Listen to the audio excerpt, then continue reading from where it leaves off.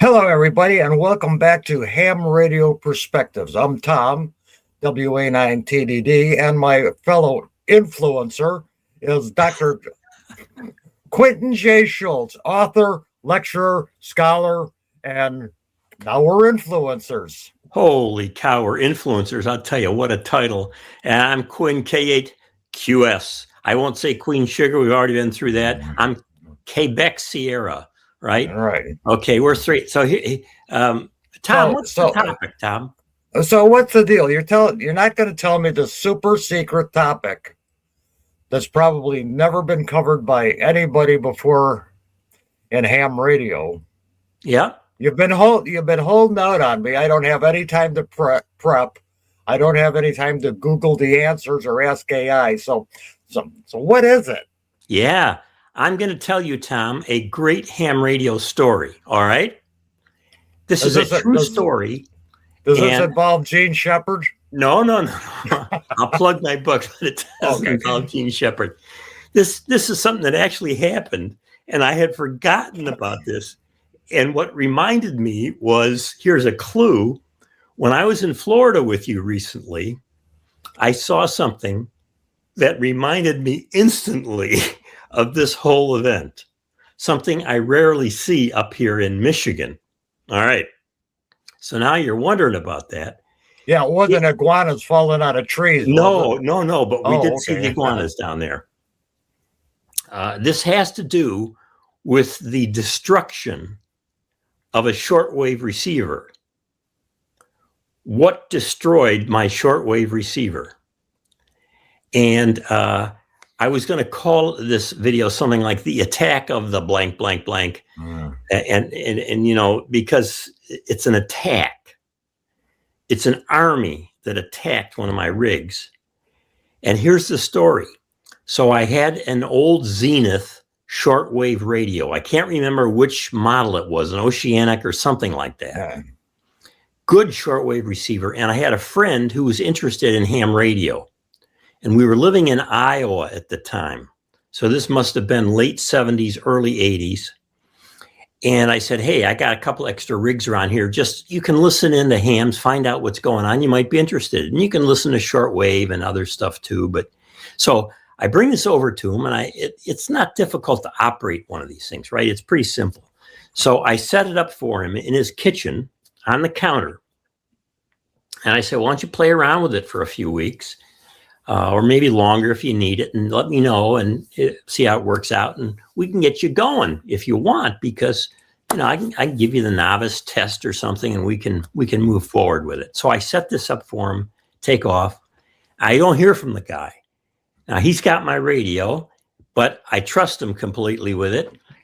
So I don't hear from him. About 3 months go by, and he calls me up. And he says, hey, Quinn, he says, I got a problem with this radio. It's not working at all. No, I mean, this sucker is not working. I say, well, it's on, right? You got the knob turned on. He says, yeah. And he says, listen, you know, he turns it on. I can hear it click on, click off, not working at all. I said, okay, when you click it to on, does the light where the band is showing you the frequencies, does that come on? He says, no, nothing. I said, all right. Here's the simple solution. Unplug it and plug it into a different plug in your kitchen table or your kitchen counter. I figured it's just not getting power. So he unplugs it. He says, yeah, I'll plug it in where I got the toaster. And he plugs it in where he had the toaster, turns it on, nothing. I said, what the heck is wrong with this rig? Probably blew a fuse. All right, I didn't want him farting around with the fuses. So I said, all right, I'm going to come over, pick it up. I go over, I pick it up, throw it in a car, bring it home. And I had a little shop set up in my garage. When the weather was good, I could work on the workbench there. So I put this thing down so I could open the back and take a look at it. And I think it had, the back was held with some buttons that would click shut or something like that. I didn't have to use a bunch of screwdrivers or anything. And I opened this sucker up, Tom, and instantly an army, a veritable wave of cockroaches came flying out of this radio. And they were jumping on me. They were jumping on the table. They were jumping on the floor of the garage. And I'm going crazy because the first thought in my mind is these suckers are going to take over my house. Once you get a bunch of cockroaches in your house, it is not good. So I'm stomping the ones that are on the garage floor, just crunch, crunch, crunch, crunch. And with my hands, I'm banging, banging, banging, banging on the top of my little workbench there, and I shut that thing back up again, making sure I got the other ones killed. And I took this thing and I ran out the garage door to the front where the road was, and I put it down. And then I came back in the garage and I got a garbage bag, and I ran back out with a big garbage bag and put it in there, held it closed so none of them could get out that were in there. And I ran to the back of the house, back in the forest, okay, with a flashlight. And I went back there, and popped this thing open again. And again, it's an army, a wave of these things. They're all over. But I didn't care that they were going all over. And I wasn't trying to kill them because I'm back in the forest now. It's a safe position. And many, many of them. And I could see all of these little nests that they had. And there were a ton of these little tiny baby cockroaches. I don't know how many cockroaches, Tom, were living in that thing, but it was a colony of cockroaches. And as they were fleeing, I could also see that there were some cockroaches that had given their lives on some of the parts in there, on condensers and resistors. Yeah. They had burned to a crisp, and some of them must have been eaten. They were roasted like barbecue, because I could still see that their feet were on the parts, but their bodies were gone. So, right, they caught between the plates of the variable capacitor, right? Right. I mean, they were in everything inside of this thing, and they had. Then I got the flashlight. I started looking closely, and anything that could be eaten by those suckers inside that radio had been eaten. They had cleared it out. Okay, and I thought, as I was thinking about this, because I had seen a cockroach in Florida. As I was thinking about this, I wondered, what can they really eat? And so I did a little search before sending you a note about doing this stupid video. And, of course you did. Here's what I found. Yeah. A little bit of information online. It said, yes, cockroaches can chew on electrical wires, damaging the insulation and creating fire hazards, as they are attracted to materials like cellulose and paper found in wire coatings. Right. This is an old rig, Yeah. As well as the warmth of electronics. So this buddy of mine was giving them a heated place to live, leading to shorts and malfunctions. They chew on the insulation, which can expose wires and cause shorts. And get this, Tom, their droppings, their little doo-doos, can corrode surfaces and cause connectivity issues, posing a serious risk to appliances, circuit boards, and overall electrical functions. This is what I get on. And it is so. And then it said here, down under the dangers, can lead to shorts, electrical fires. They can destroy the components, causing them to fail prematurely. Droppings, and let me put it this way, because this is the actual language here. Droppings and debris can create conductive paths, causing shorts and malfunctions. So they're creating new circuits, right? They're adding to the circuits here, but not in a good way. So they say, look for signs like visible roaches or droppings. Well, you talk about visible roaches. I had these suckers flying out all over. Gnaw marks or holes in insulation, flickering lights. And then this is what they say to do. They say, contact a professional. Can you imagine calling a pest company, Pest Control, and say, hey, I got a problem. Cockroaches have taken over my shortwave radio. Well, one question. Yeah.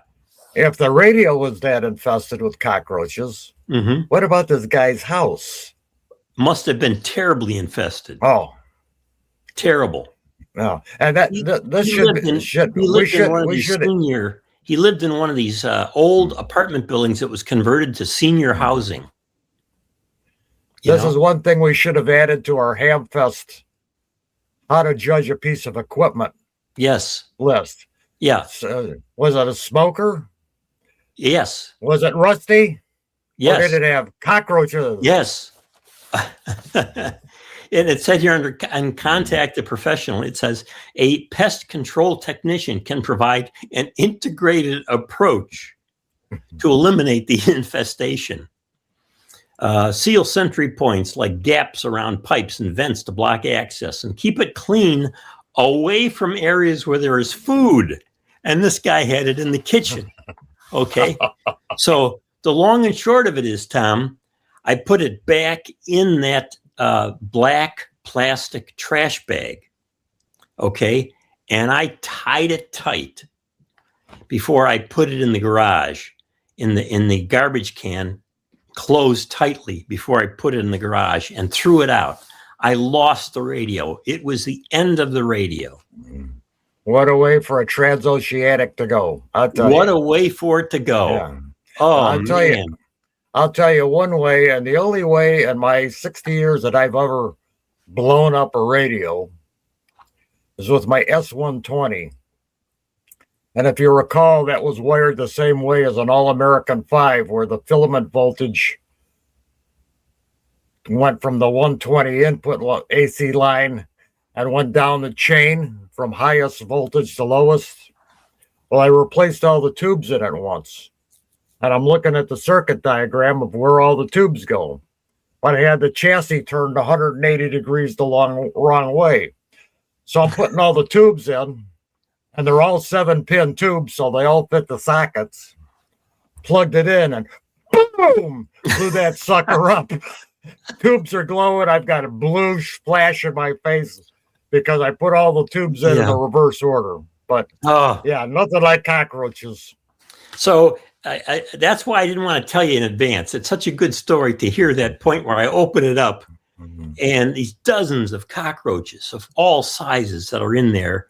And, when I looked at it in the backyard, Tom, all of the waxy stuff that you used to have on certain capacitors. Yeah. And the insulation, I don't know what it was made of on the wires. All the spaghetti? Yeah, that old spaghetti. That fabric spaghetti, yeah. All of that was eaten. It was gone. It was an amazing sight. And this guy had no idea that that's what the problem was. But needless to say, I did not loan him another radio. No, I would imagine you didn't loan him anything from that point on. From that point on. So, gang, I don't know what the lesson here is, other than keep your radios away from cockroaches. But then when I read this stuff online about what cockroaches can do to electronics, it was new to me because I never remembered seeing any video or anything where people were talking about their equipment being destroyed by an army of cockroaches. But it can happen. Yeah. So, Tom, I'll let you, as you opened it up, I'll let you begin wrapping it up. Well, I think we have a new career path here, Quin. Cockroach eliminations from electronics. It could be a burgeoning field. Something like, the burgeoning field of being Zeppelin pilots. Yes, right. Yes. So anyway, folks, that's Dr. Q's secret. Cockroaches in radios. Watch it. Check them out at the Hamfest. Smoking, rust, mildew, and roaches. I'm Tom, WA9TDD, and I'm Quin, K8QS, and be careful about using that word roaches. I'm not sure what you have in mind, but we'll take it from there. Yeah. Cockroaches. Well, some of the roaches I might collect. Yeah, cockroaches. Wonder how they got that name. We'll have to look it up. At any rate, gang, once again, you will not find this kind of quality ham radio Wow. entertainment information anywhere. And that's probably a good thing. Yeah. So sign up down below, hit the ringer to get new ones. We got a bunch of good ones coming up, man. Just because we're not in Florida together now doesn't mean that we're not going to have one whale of a lot of fun, one cockroach at a time. See you later, gang.